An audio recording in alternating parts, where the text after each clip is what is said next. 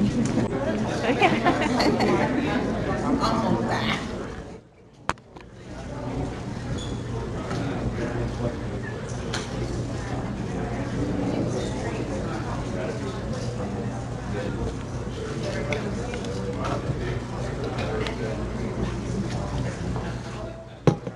if I can get this out. All right, guys. So good morning, everybody. I do appreciate everybody making the time to come in this morning. First and foremost, I kind of want to set up the frame up the conversation for what we're going to talk about today. 6 years ago when I started here in the district, one of the first things I promised the board was that I would do as much as possible to remain as transparent with the information that I have and do it in a way that's pretty easy to understand, right? Just real basic, not necessarily get into every detail, because that's not necessarily how I don't consider that to be transparency. To me, transparency is talking out loud about how decisions are being made. That's what today's about. If you didn't know it, we are a July 1st fiscal year budget, which means we adopt our budget by the end of June. We start July 1st to the next June 30th. I don't want to make assumptions that everybody knows that, so I don't mean to be disrespectful to anybody. I just want to make sure we establish that in front. Obviously, over the last 6 years, we spent a lot of time, those of you in finance can probably attest to that, looking at the budget, constantly course correcting, making sure that wherever we have opportunities to save money, reinvest things, and look at how we do our daily business, we make adjustments. It's just a good practice. I'm not saying that because I figured we would someday get to where we are today in terms of the extracurricular that we're about to get. So I want to explain that today too. But I do know, just going through business school and different things, those days will come in cycles. They will come. I couldn't have known we were going to hit a pandemic. I don't think any of us knew. That was 4 years ago. And while I can sit here and tell you what we're facing as a district in terms of our number one objective, which is making sure we educate our kids, that's first and foremost what none of us have about. That's the first and foremost reason why we're here. We've made decisions that always keep kids and adults at the forefront, making sure that we at least are doing right by our people in the best way we can. And I think back to all the conversations I had in my first year here in Naples. Hey guys, by the time we went around, I presented people want to be here to tell the story of Israel. A lot of our employees live in it. And so that's also being important. So I think about all those different things when I work on budgets. But today, we're going to talk about a few things.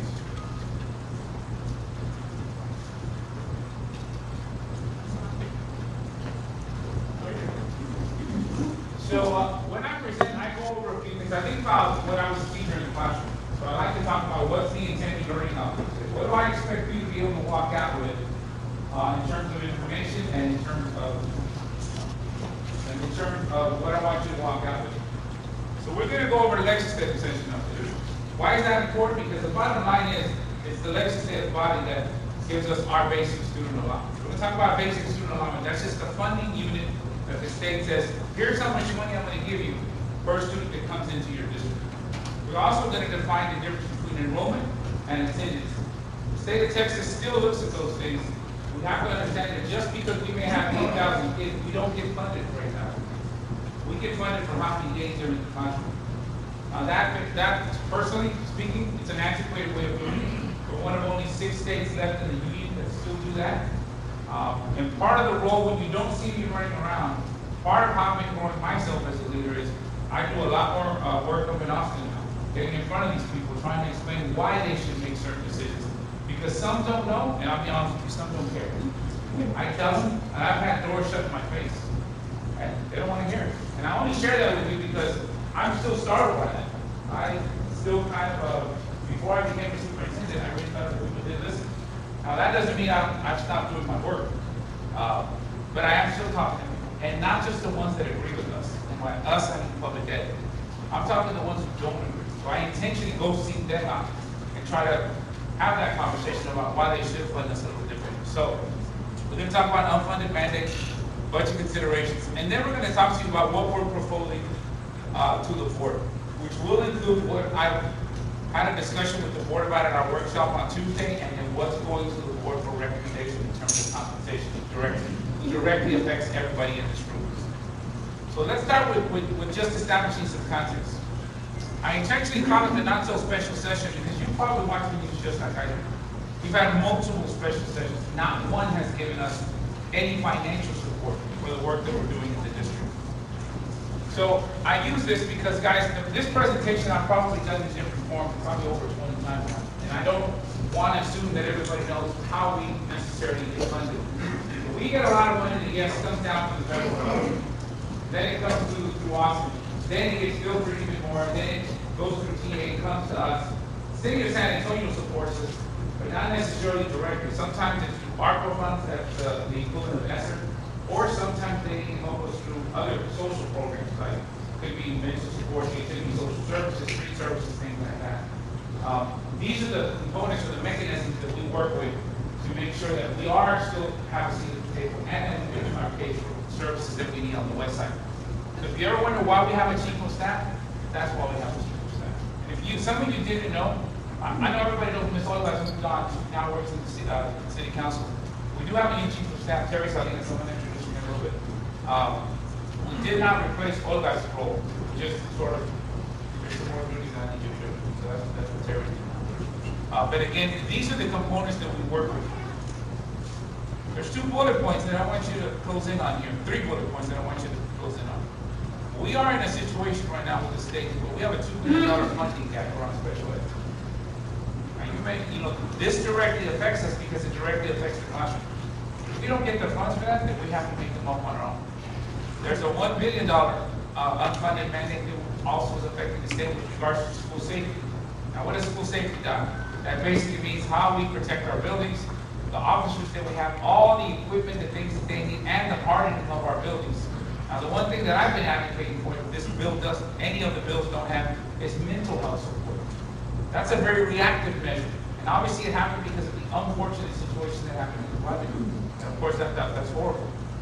But there is a mental health component around safety and security that's not that. Be proactive, not reactive. That tends to be the way that unfortunately a lot of places do business. So again, that's the other part of the conversation. And then the other part is the way we're funded in the state, for most districts, there is no inflationary measure. Just like you're probably sitting at your kitchen table at home, gas is going up, your utility bills are going up, your mortgage might be going up, all the different things you paid 20% less for in the past is going up. But the same thing happens to us in school districts. Not just something that's particular to Edgewood. Obviously, you've seen all the headlines. Every other district in Bexar County, North Texas, South Texas, all over the state, all over the nation, I would say, is facing this particular shortage. But here's where inflation is. That's how we're being affected in terms of, if you're in transportation, we got to think about time. We got to think about replacement. We got to think about how we replace our fleet in terms of moving into more EV type of vehicles. You also want to think about seatbelts. We saw the unfortunate situation happening in East County with that gateway and the students that passed away. We're lucky that we have leaders that are already thinking about it. Mr. Payne is not here, but I like to Mr. Payne has done a really good job with Mr. Williams about anticipating those kinds of things. But it doesn't change the fact that we still have costs. So I'm going to take you back to one of the things I said in the beginning. We are funded in the state of Texas with something called basic student allowance. That is how much money we get into it per student. Now you notice, here we are, this is 2023, we're already in 2024. That number hasn't changed in 2 years. Now 2019, before the pandemic, before things started going up. So we are still funding our schools on an old way of funding per student. I say that to you because that's where our math side is, for those of us in the finance side. Here's the history of it. So all the way back to 2019, and here we are at 2025, or we're getting to 2025. We don't expect that the basic allowance is going to change. The orange will indicate to you where it should be, just for us to be able to hit a minimum standard of service. I'm not talking bells and whistles. I'm not talking quality of bikes up in the truck, you get all the bells and whistles. This is just the basic education that we are to provide to our students. Now let me be clear, that is not just Edgewood. Typically, this is how districts are funded. And this is where we stand right now. And guys, I know I'm not going to give you a lot of positive information, but what I do want to give you is factual information. That to me is important. You know where we are. Here's the other unfunded mandate. Our costs around educating our students. Now, you have to understand, at 26 years of service, to me, all kids are, I always tell people, every kid is a general ed kid. Every kid is a kid. You know, all our babies matter to us. I don't care if you have parents, your grandparents, parent, aunt, uncle, special friend of the family, kids should always matter to you. So just because there's no money, that does not release us of our obligation and responsibility to educate kids. I personally consider it a moral obligation, just because of all the help that I always think about I got as a kid growing up. But right now, we have about a $6 million funding gap, just in education, for the services that we're to provide in the district and the needs that our kids have. That's our reality. So we're not getting any additional help, so we got to make sure that we're supporting our kids. Our number of students that have enrolled in SPED has gone up. We went from about 10%, we're almost at about 15% of the kids that are needing these types of services. Again, I'll bring to your attention the basic allowance has not changed. Here's the other considerations that we have to also tie into the budget. We still need mental health support for the kids. Again, a lot of creative people have helped us in the different departments. If you think of former employees like Melissa True, Joey Novosa, and current employees, other folks that have gone out, seeked out services, signed agreements so that we can offer mental health support to be cooperative for our students in our schools. We still need academic support. Those are the like instructional coaches, curriculum coordinators. Those are the people that support the classroom. We still have students that have huge gaps in their learning. And a lot of you may or may not know this, but our kids are coming in and out a lot. One of the things that I never thought I'd see in my 26 years is that across the state, we have kids that are disappearing off the we don't know where they're going. What we're discovering now is that they're at home. Parents are now self-educated kids. Many times, half of that group of kids end up coming back to us. You can imagine, out of school 6 months. That's 6 months now, you gotta go back and bring them along. But that does come at a hefty price. We have to, our duty is to pay our teachers to work longer with the kids. And then this one affects all of us. Health insurance. For the many of you who are signing up to see me in the mornings for my app that I use, Dr. That's what I consistently hear. Not insurance is good. It is good. When you share with me what you guys are trying to do, I promise you, we've got a lot of people around us trying to figure this out. Why not getting better rates? Our HR team does a great job of going after. Ellie, I don't know if going after. We've got TRS now. Okay, and so making sure that we find the best rates for you guys. That's always at the forefront for us. Equipment and safety and investments in the buildings. We don't have the newest buildings. We have some footprints that are newer. We have some that are older. But that doesn't mean we have to just let it go. We gotta make sure we keep working with those things. And then we have fixed costs. I just talked a little bit about the renovations, utilities. We still have to pay for our utilities and everything else. So these are some of the considerations that we can't release, that we have to make sure that we talk about in our conversations. And then here's some of the unfunded mandates. This is one that most people don't know about. So we have the unfortunate situation with the state. The reactionary measure to that is, okay, we gotta make sure every single school in the state has to put this up. Okay, school districts, I need you to get an officer.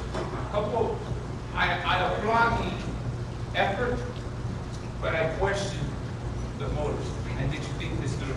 First of all, there's not a pipeline of officers. There's not a pipeline that just exists. There's not enough officers. There's not enough credentialing institutions. The state also said, we'll give you $15,000 per campus, per school campus, for an officer. Most officers are going to cost us about $60,000 to $65,000 with benefits. And since we spoke up a lot, said, okay, you know what, we'll give you $10 per student. I want you to do that math, and I'll help you. Here's where we are.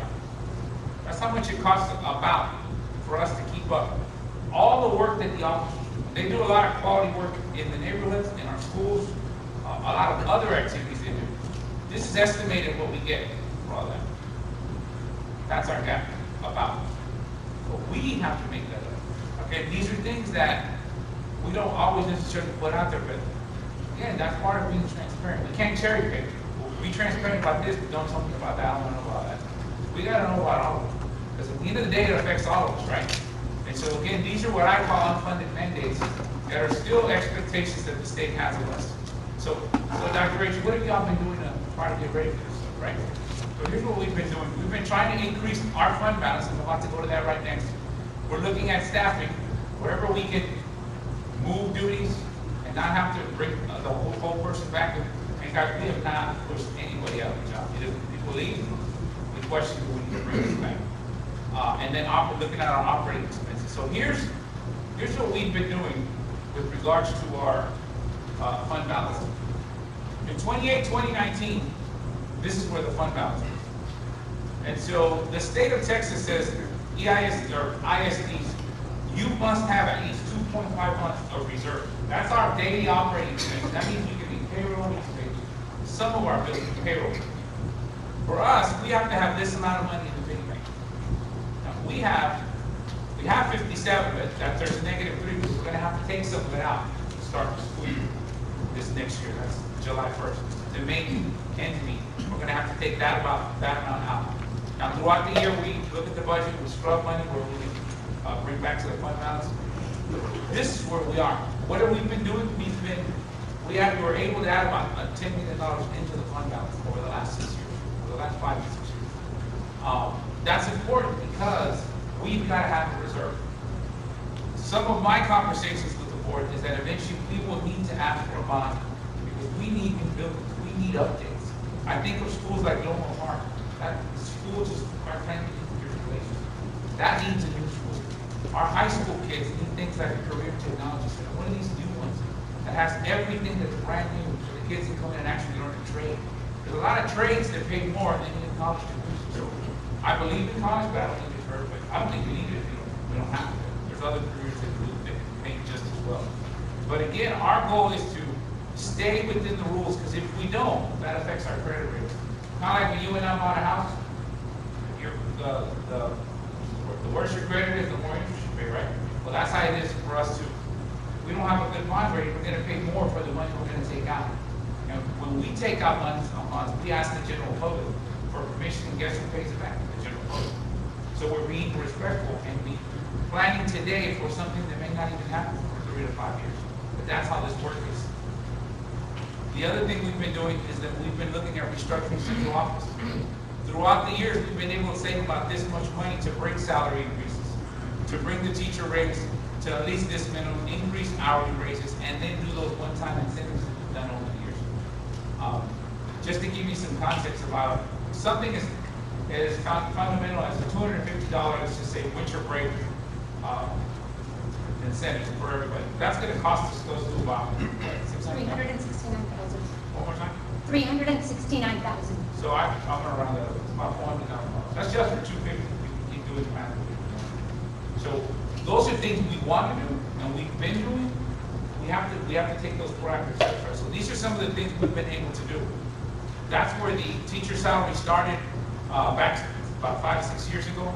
And you see every category, there's teachers, hourly, and then other categories. And how we've been working quietly to raise them to stay competitive with the other 17 school districts in Bexar County, but also making sure that we also help our folks who are responsible for other people, your kids, your grandkids, your wife, your husband, your significant other, whoever.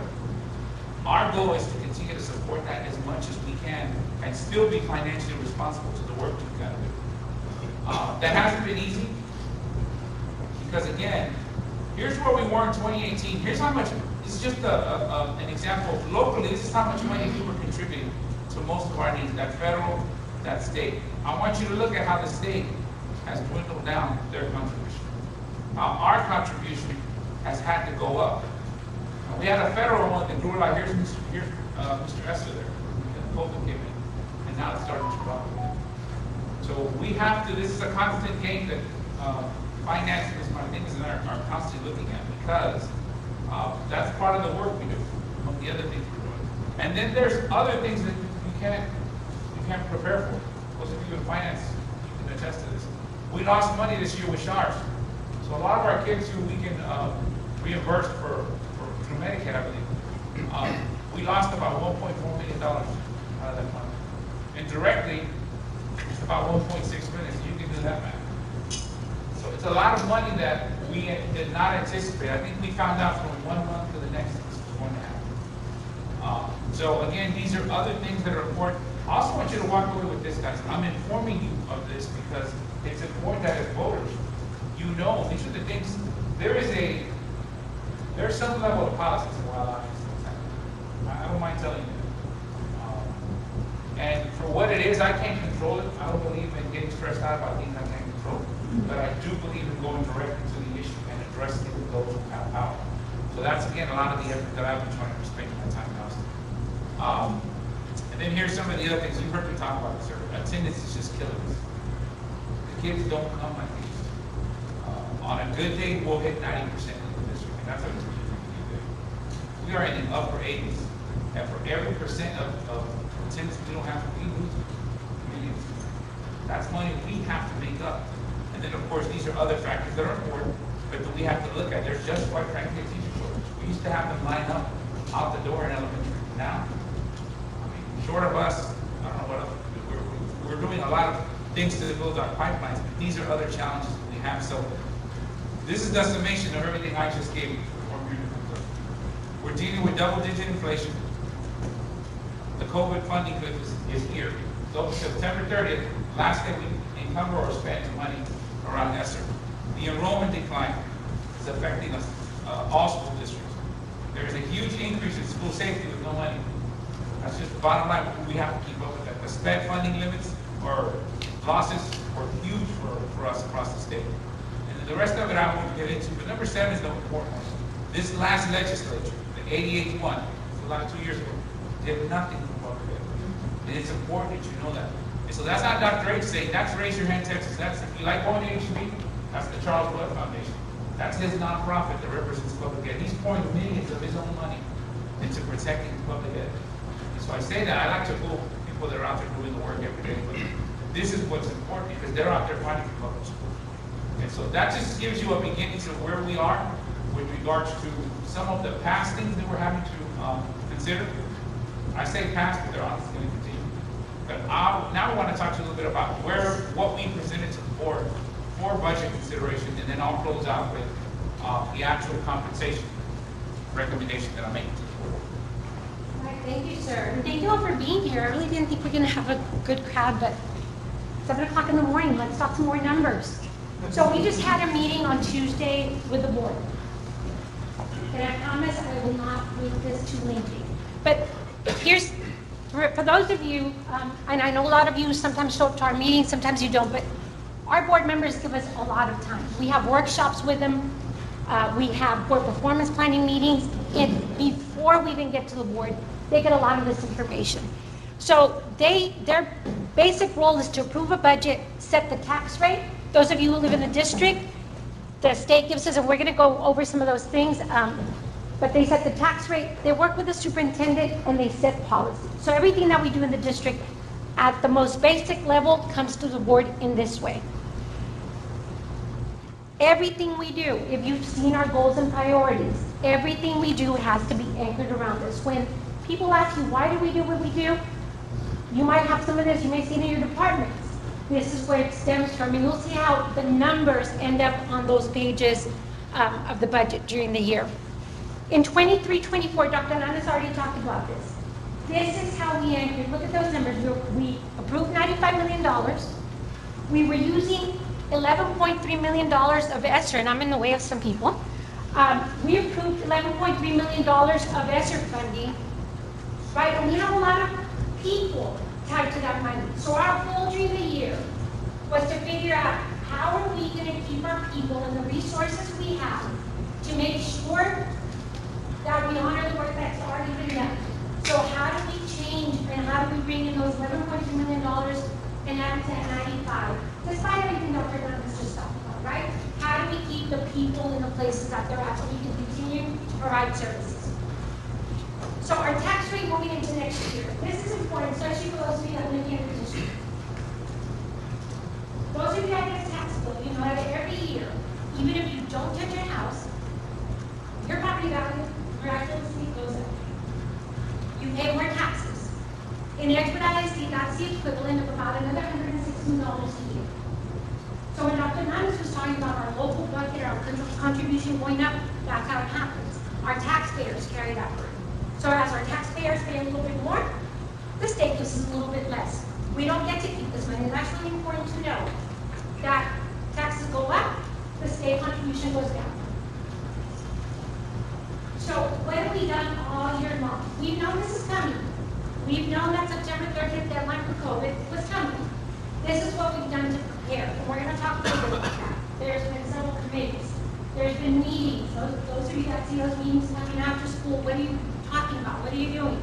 You hear rethink, redesign. Those are all committees that were set up so that we could take input from different groups to figure out how we can tackle the problem. It's not a central office problem. It's not a parent problem. This is a community problem that at the end impacts our students. So, $13 million in salaries, I just talked about that. We were working towards bringing those into local. We also have other grants that were equally important, like T-Class, that gives us a chance to do things like create teacher and principal pipelines. That's about $350,000. And those are all valuable assets that we've used over the last couple of years. We already talked about inflation. We've talked about reductions. Where can we touch the budget where it doesn't impact people in the room and our students in the classroom? We worked really hard to make sure that at the end of the day, the campuses have what they need to work with, and departments. We looked at revenue and expense projections, and again, we're going to go over the challenges in a moment. I'm going to show you the numbers. So when Dr. Nanda says the impact, we're going to go over a little scenario. And he already talked about the SHARS and ESSER impact. And we're also going to talk about salary increases and some proposals that we're putting together for the board. So all that, all the work that happened during the year, we didn't sit back to wait for legislature to save us. This is the work that various committees and a lot of people have invested. We call it return on investment. If we're doing something, is it working?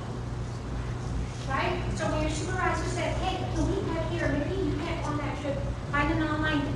These are some of the things in the why we're doing that. Right? So we reviewed during the year just the return on investment from some programs. Originally, we said, hey, there's $500,000 in contracted services we don't need to go back. There's about $500,000 in central office positions. Perfect example. Ms. Davina's assumed the duties of the chief of staff. We're not bringing back. Our CFO is not with us anymore.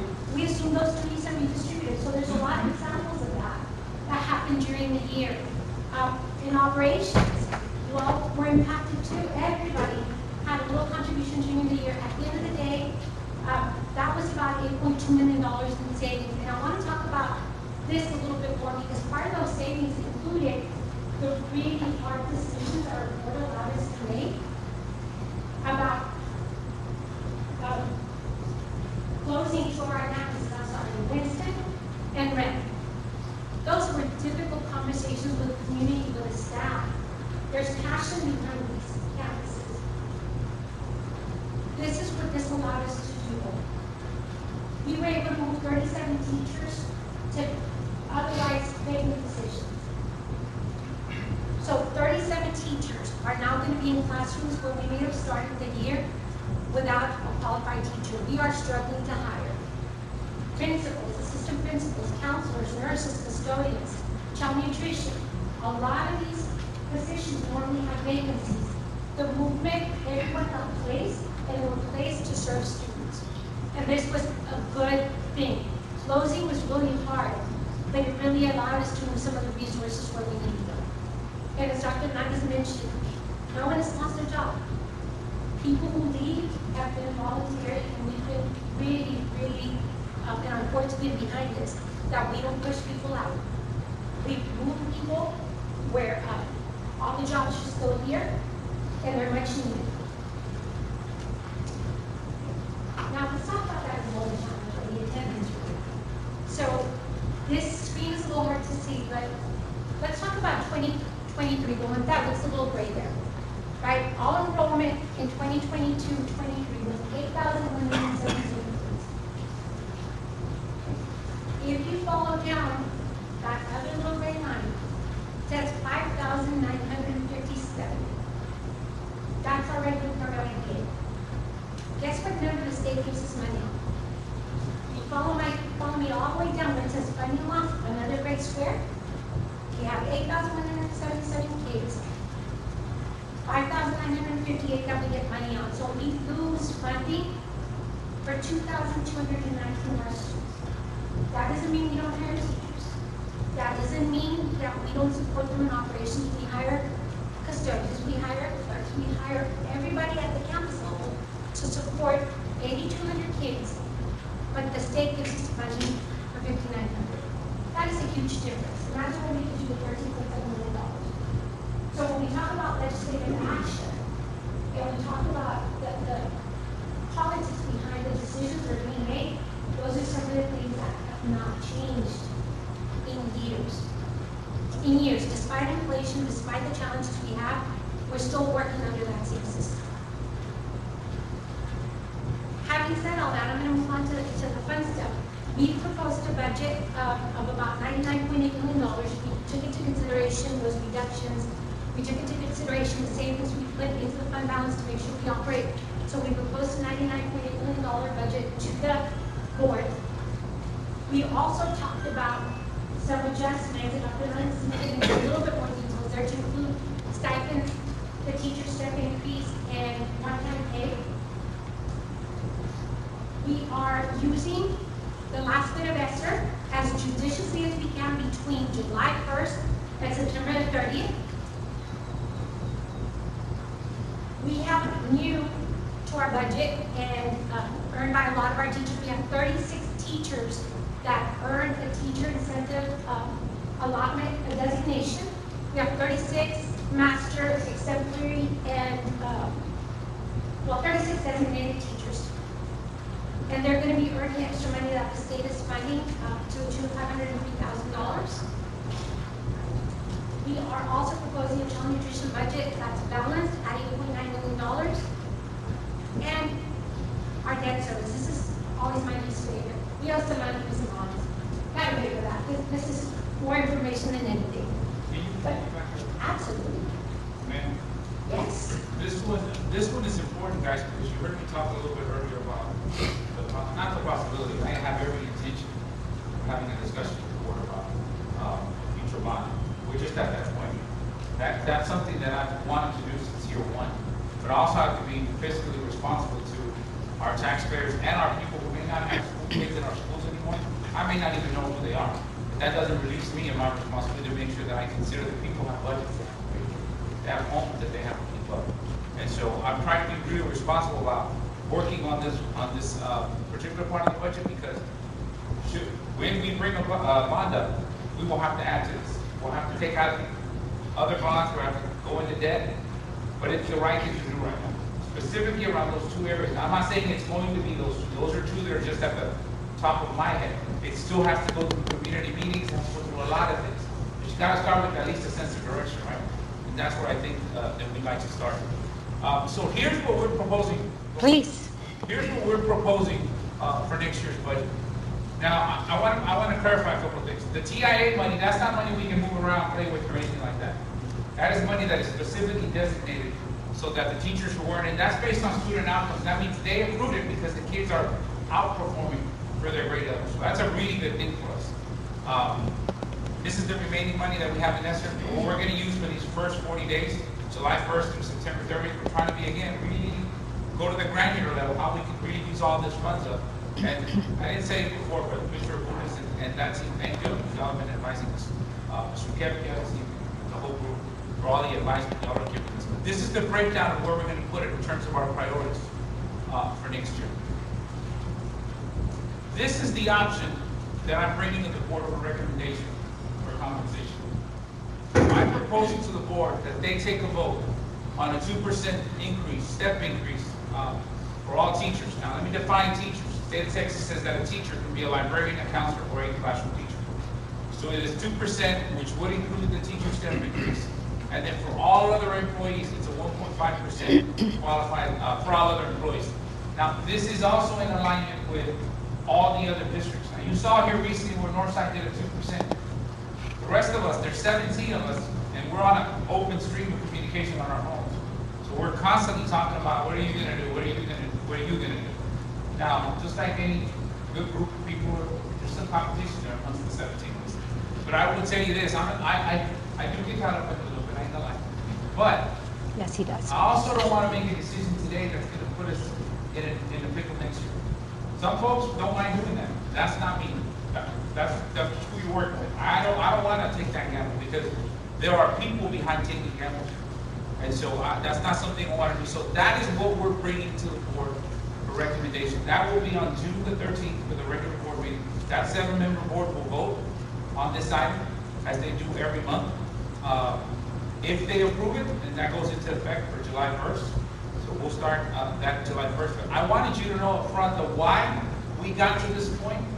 My goal next year is I won't wait till the end of the year to have these discussions. I want to keep this open at the midpoint of the year and then closer to the end of where we're going. I believe that right now I'm planning for about a 2 to 4 year cycle in terms of should we get some assistance from the legislative body in Austin. I don't know what they're going to do, but I have to act with the information that I have today. So again, this is the recommendation that's going up to the board. We hope there'll be something that comes out of the 89th legislature that's coming up in Austin this spring. The board, we've already worked on our legislative priorities. This is what the board says is important to us. This is my blueprint for when I go up. And when I speak to representatives and state senators about why they should support school districts like ours, so the board's ready to go in that regards. These are just some of the events. We're planning on the 11th. We're meeting with the board again. We overly educate our board. That is very intentional. When we came together 6 years ago, I said I would over-inform you on things. And so to me, that's important that they know that because ultimately they're the ones who vote. They're the ones who have to live with it. They're the ones who are out in the community, and I don't want them in the community not knowing what they're voting on. The public hearing for finance is on the 13th at 4. The meeting's at 4:15. And then at the end of that, we will know. We have plenty of, we have a marketing campaign we're going to put out there for the voters. We're going to be on social media. And then if you have additional questions, so thank you for this morning. If you have additional questions, you can either email me directly, you can hit me up on, this is the one I manage. It's called X nowadays. You can manage, you can directly reach me there. Or you can use the Let's Talk after Dr. If you don't have to talk, go to Gloria or Amelia. You have a phone. A lot of you sign up already. I get a lot of great ideas there from folks. So that's another way. Or you can also reach out to our chief of staff. And our chief of staff is, everybody knows Terry Salinas, right? Terry Salinas? Yes, no? Terry, you stand up? Hello. That's Terry. So that's another person you can talk to. But typically you can get to me. If you want to use those, it's easy to get to me. I make it easy intentional. So we're going to send you this presentation. Those are just terms. Sometimes we use terms people don't know about. We're going to send you this presentation. We're going to put it out there so that you have it. If you want to continue to examine it. Again, if you have questions, by all means, send those. That does bring me to an end, and I'll open it up in case anybody has a question before we release. Anybody have any questions? I know not everybody likes to ask questions. That's why I give you the Yes, ma'am. So Fort San Antonio, that's kind of like in our area as well. When did they actually start? Like I think that it might take many years. And sometime in the future, there's supposed to be 8 massive school districts. Do you know what that is? We don't have it. I don't think we have a clear date, and that's still up. To be honest, I don't know that we're going to get a date. If you read the San Antonio report, there's a lot of good things that are coming out of the report. They're making huge investments down in Army base, Army Brooks Army Base. Brooks Army base. They're making billion-dollar investments. This whole side of town is going to grow fast. That's the other thing we're going to have to wait on. I'm not saying next year. It'll be a 5 to 10 year cycle. But if you're driving around Hector, for those of you that drive around, take a notice how the small homes are getting knocked over, and now they're putting very nice, slender, tall homes. That is not happening by accident. There's people quietly coming in there to buy. I know somebody that bought a whole property because they're going to put homes. So this part of town will grow. How we're going to benefit? And I was going to say, can I add to that? Because when I said it earlier, I want you to think about this. Every time we get more tax base, the formulas at the state level are set up in such a way that, hey, yay, you're collecting more, I get to give you less. So it's an excellent question, and this is probably the second time we get the question in a couple of weeks. Very valid. We have other businesses that come in, but unfortunately, when we get excited about the growth, we get excited about growth that brings in families and students, because a lot of times those businesses, they have the tax exemptions, but even if we were collecting taxes, the state contribution just goes down to where they keep us. If you're here and your taxes go up, state goes down to make sure that we stay at that same playing field. If I could just add, so that 6160, even though we're getting more taxes from the business, that 6160 has to change that much. So even the bill voters, that's all we have right here. Correct. We're still getting 60, we're still getting 6160. Correct. How we would benefit, again, is where, as long as I'm not here, but I'll take it. We benefit from going in and saying, can you give us externships for our kids, like our CT kids, things like that. But financially, the law's not written to benefit us. I'm not even gonna say yet. It is intentionally written and not benefit us. So a lot of politics in funding schools. So we, with such a beautiful history our district has in terms of social justice, we've been quiet for a while. We haven't gone to Austin. But we're doing more than that. And it's not just me. Joe's sitting, and I'm looking at Joe because Joe's heading up to the state and speaking a lot, actually more frequently I think than I do, on the special ed side. So we're trying to add our voice to it. But that's the only way we're gonna help us. So that, and then the excitement of families is also, the projection is that the families that are gonna come in are coming from other parts of the country, right? If they come in with kids, then it changes our voice in city council seat 5, city council seat 6. We have more voices at the local level, because right now, we've sort of just been really quiet. That's how it's been. So we're trying to do our part, and then get other districts like Hartsville, South San, SAISD, to collect that voice and go together. Because the districts have been sort of separated. We're not helping each other out by not getting together. So other questions? Thank you.